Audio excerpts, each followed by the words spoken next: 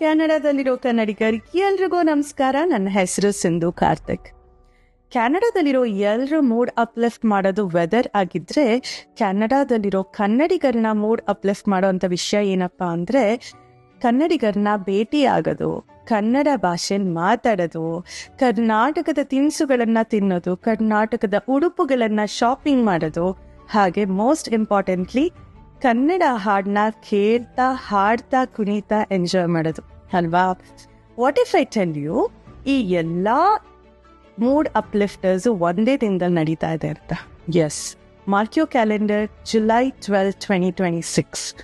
ಏನಪ್ಪ ವಿಷಯ ಅಂತ ಅಂದರೆ, ನಮ್ಮ ಟೊರಾಂಟೊ ಟಿವಿ ಅವರು ನಮಗೊಂದು ಅದ್ಭುತವಾದ ಪ್ಲ್ಯಾಟ್ಫಾರ್ಮ್ನ ಕೊಟ್ಟಿದ್ರು. ಏನು ಅದು ಅಂದರೆ ವಾಯ್ಸ್ ಆಫ್ ನಮ್ಮ ಟೊರಾಂಟೊ ಅಂತ.